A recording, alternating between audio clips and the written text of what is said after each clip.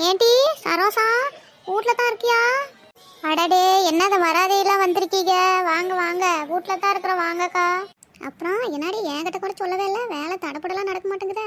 அட உக்காருங்கக்கா, பேச்சுக்கலாம். உங்ககிட்ட சொல்லக்கூடாதுன்னா ஒன்றும் இல்லை, நீங்கள் இந்தாண்ட வருவீங்க போவீங்க, 2 நாள் ஆளை காணோம். சரி நானும் வரலான்னா நேரம் இல்லை, பார்த்துக்கிடுங்க. உக்காருங்க உக்காருங்க, பேச்சுக்கலாம். என்ன நெட்டவள்ளி இப்போவே வாய் பேச மாட்டேங்கிறேன், என்ன கனாலம் கட்டிட்டு போனா ஆறுனு கேப்பியாட்டுங்குது. ஆட போங்க பெரியம்மா, நீங்க வேற. சரி சரி அம்மா. அப்புறம் கல்யாணம் செட்டாச்சு போல? ஆமாக்கா, ஒரு வழியா இப்போ தான் இவளுக்கு ஏற்ற மாப்பிள்ளையே செட் ஆகிக்குது. இந்த நெட்டச்சிக்கு தேடி தேடி இப்போ தான் அவளுக்கு பிடிச்ச மாதிரி சரின்னு சொல்லிக்கிறா. நல்லது நல்லது. அப்புறம் மாப்பிள்ளை தம்பி எந்த ஊர், என்ன வேலை பார்க்குறாங்க, எல்லாம் நல்லா விசாரிச்சுட்டிங்களா? ஆமாக்கா, எல்லாம் நல்லா விசாரிச்சாச்சு. அவங்க அப்பா யாரே தெரிஞ்சவங்க இருக்கிறாங்களா அங்கே மெட்ராஸில், அங்கே தான் மாப்பிள்ளை தம்பிக்கு வேலை பார்த்துக்கிடுங்க. ஏன்னா என்னமோ ஐடி கம்பெனியில் வேலை பார்க்குறா அப்படியா. அது ஒன்றும் பிரச்சனை இல்லை, நல்லா விசாரிச்சாச்சு. மாப்பிள்ளையும் நல்ல குணம் பார்த்துக்கிடுங்க. அப்படியா? நெட்டவள்ளிக்கு மூஞ்சில் கல்யாணங்களை வந்துருச்சே? ஆட போ பெரியம்மா, நீங்கள் வேற. அப்படிலாம் ஒன்றும் இல்லை, நம்ம எப்பயும் ஒரே மாதிரி தான். போடி இவளை, இனிமேல் கல்யாணம் பேச்சு முடிச்சுட்டாங்க, இனிமேல் ஒழுங்காக பொறுப்பாக இருக்கிற வழியை பாரு. இன்னும் தோழிகளோட சேர்ந்துக்கிட்டு ஆற்றுல மீன் பிடிச்சேன், குளத்தில் குதித்தேன் அப்படின்னு வீட்டுக்கு உட்காந்து தெருவா சுற்றிக்கிட்டு கதை பேசிக்கிட்டு தெரியாத. ஆமாக்கா, அதைத்தான் நானும் சொல்கிறேன், கேட்குவேனாங்கிறா. இன்னமும் அடங்க மாட்டேங்கிறேன். நான் அங்கே போகிறேன் இங்கே போகிறேன்னு ஒரு பேச்சு வச்சுக்க மாட்டேங்கிறாக்கா. இப்போ மிரட்டி உருட்டி உட்கார வச்சுக்கிறேன். இல்லைன்னா தாமா அங்கே போயிட்டு வரேன், கடைக்கு போயிட்டு வரேன்னு என்ன ஆட்டம் கட்டுறாங்கிறீங்க. நீங்களாச்சும் கொஞ்சம் புத்தி சொல்லுங்க அவளுக்கு. என்ன சொன்னாலும் மண்டையில் ஏற மாட்டேங்குது. ஏன் நெட்டவழி இப்படி பண்ணுற? அம்மா சொல்கிற பேச்சு கேட்டுக்கிட்டு வீட்டை அடங்கி காலத்தை இறங்கி அச்சாம உக்காந்துக்கிட்டு இருக்கு. கல்யாணம் முடிச்சு போகிற வரைக்கும் ஊருக்காடு பேச்சு சுற்றிக்கிட்டு தெரிஞ்சுக்கிட்டு எதனா போய் காற்று கருப்பு பண்ணிக்கிச்சுன்னா அப்புறம் என்ன பண்ணுவேன்? சொல் பேச்சு கேட்டுக்கிட்டு அசாத அடங்கி உக்காரு. காற்று கருப்பா? அது எங்கே இருக்குது? அதெல்லாம் என்ன கண்டா தெரிச்சு ஓடிடும் 8 கிலோமீட்டருக்கு அந்தாண்ட. இன்னும் 2 பேர் அந்த காலத்து ஆளுகளாகவே இருக்கீங்க. உங்களுக்குலாம் என்ன சொன்னாலும் புரியாவும் புரியாது, புரிய வைக்கவும் முடியாத. நெட்டவள்ளி ஆட்டி ராணி இங்கே தான் இருக்கேன், வா வா. ஏட்டி நாயே, கல்யாணம் பேசி முடிச்சதுலேருந்து வீட்டை விட்டு வெளியே வராமல் அப்படி குட்டியாக போடுறேன். நானும் ஃபோன் போட்டாலும் வரவே மாட்டேங்கிறேன்.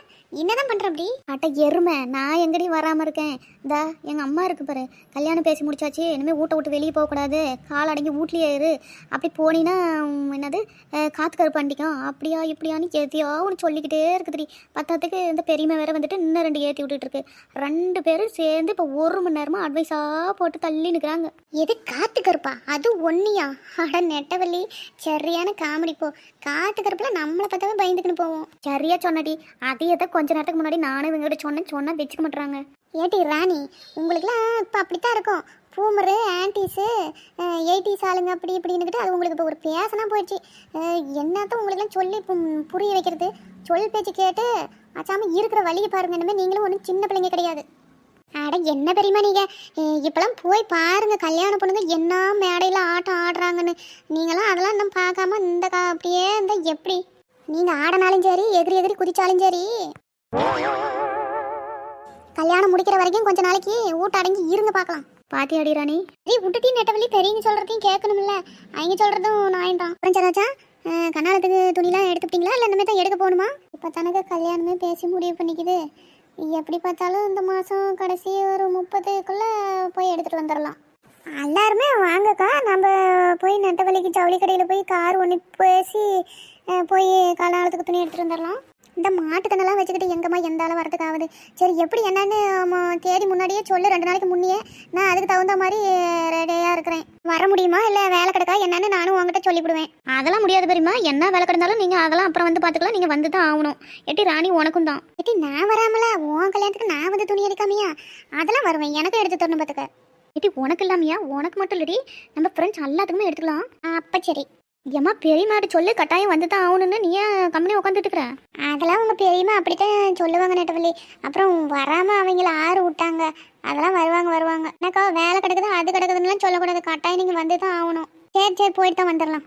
சரிம்மா நான் வாரேன். என்ன மாடு கட்டின இடத்துலையே கிடக்குது, இன்னும் பில்லு போடல, தண்ணி பிடிச்சி காட்டணும், வேலைன்னா அப்படியே கிடக்கு. சரி என்ன ஏதுன்னு ஒரு வாட்டி கேட்டு போகலான்னு ஓடியாந்தேன்.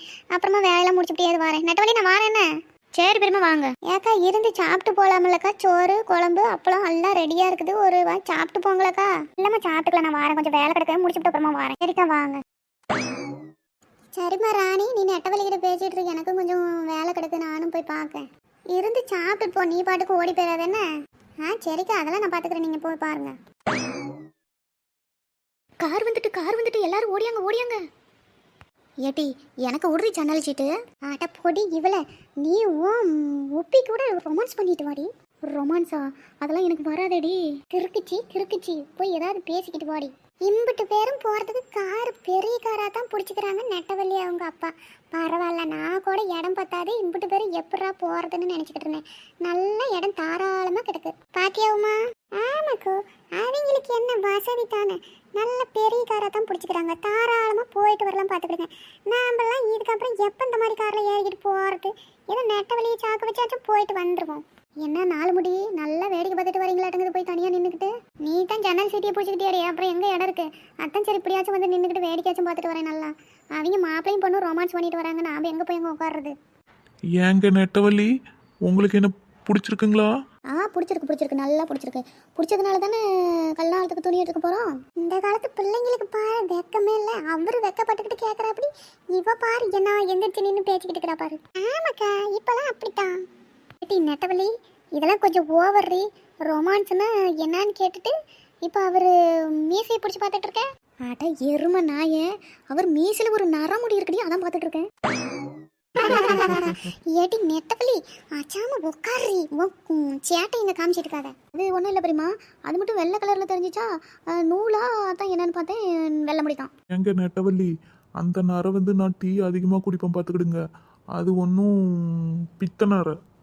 பித்த நரையோ மொத்தமோ நரையோ அதெல்லாம் எதுக்கு நம்மளுக்கு? ஏங்க அப்படிலாம் ஒன்றும் இல்லைங்க. உங்களுக்கெல்லாம் நர முடியலைங்களா?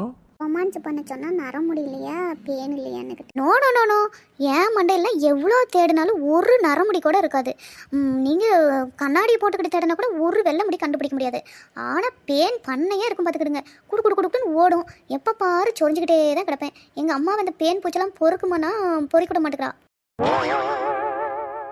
எது பேனா? ஆமாம், பேன் தான். ரொம்ப வாயை பழக்காதீங்க, 2 பேனை பிடிச்சி வாயில் போட்டுருவேன். அம்மாடி நெட்டவள்ளி, பேன் பூச்சி மூட்டை பூச்சின்னு மாப்பிள்ளை தம்பி பயமுறுத்திக்கிட்டு இருக்காத. வாயை வச்சுக்கிட்டு சத்த சும்மா கேட. அதெல்லாம் பேன் பூச்சிக்கெல்லாம் இப்பெல்லாம் மருந்து கண்டுபிடிச்சிக்கிட்டாங்களாம். நம்ம மருந்து அடிக்கிறவங்களை கூப்பிட்டு உன் மண்டைக்கு அப்புறமா கண்ணாலத்துக்கும் ஒரு வாரக்கும் மருந்து அடிச்சு விட்டுறலாம். ஏன்டா அறிவு கட்டவனே, மருந்து அடிக்கிறவங்களை கூப்பிட்டு மருந்து அடிச்சு விடுறதுக்கு அது மண்டையா இல்லை என்ன அது காடுன்னு நினச்சிக்கிட்டு இருக்கியா? இப்படியே அண்ணனும் தங்கச்சும் பேனும் மூட்டை பூச்சி மருந்துன்னு பேச்சு மாப்பிள்ளை தம்பி காரை விட்டு எதிர்க்கு வச்சு ஓடி போக போறாரு பார்த்துக்கிடுங்க. அப்புறம் இல்லைம்மா, அது வந்து அவ என்ன மண்டையாட்டமாக வச்சுக்கிட்டு இருக்கா. மாதம் ஒருக்க தலைக்கு ஊற்றினா அப்புறம் பேன் பூச்சி வராமல் என்ன பண்ணும்? அதுக்கு தான் சொன்னேன். 2 பேரும் கடைக்கு போகிற வரைக்கும் வாயை திறந்தீங்க, கோணி ஊசி வச்சு தச்சு போடுவோம் பார்த்துக்கிடுங்க. தம்பி, மாப்பிள்ளை தம்பி, ஓய் அண்ணனும் தங்கச்சியும் இப்படி தான் கிறுக்குத்தனமாக ஏதாவது பேசிக்கிட்டு உளறிக்கிட்டே இருப்பாங்க. நீங்கள் எதுவும் மனசில் வச்சுக்கிடாதீங்க. அது ஒன்றும் பிரச்சனை இல்லை. அது பேணிச்சு இப்போ வச்சு 2 இழுத்தா போயிடும். சரிங்களா? நீங்கள் ஒன்றும் நினச்சிக்காதீங்க தம்பி. ஐயோ, அப்படிலாம் ஒன்றும் இல்லைங்க அத்தை. நான்லாம் ஒன்றும் மனசில் வச்சுக்கிட மாட்டேன். ஏன்னா என் அம்மாண்டிலேயே 4-5 ஈரு 5-6 பேனு கிடக்கும் பார்த்துக்கிடுங்க. அப்பப்போ வாரம் லீவானா எங்கள் அம்மா பொறுக்கி எடுப்பாங்க. நான்லாம் ஒன்றும் நினச்சிக்க மாட்டேன் அத்தை. நீங்கள் எதுவும் நினச்சிக்கிடாதீங்க. ஏன் இப்போ எல்லாருமே வாயை பொழந்துட்டு கிடக்குறீங்க?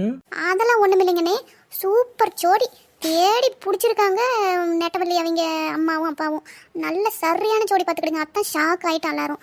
எங்கள் நெட்டவள்ளிக்கு ஏற்ற சரியான பேன் மண்டை மாப்பிள்ளை நீங்கள் தான். எங்கள் நெட்டவள்ளியும் பேன் மண்டை, நீங்களும் பேன் மண்டை, சூப்பர் போங்க. அதனால தான் ஷாக் ஆகிட்டேன், வேறு ஒன்றும் இல்லை. அடுத்த எபிசோடில் ஜவுளி கடையில் சந்திக்கலாம் மக்களே.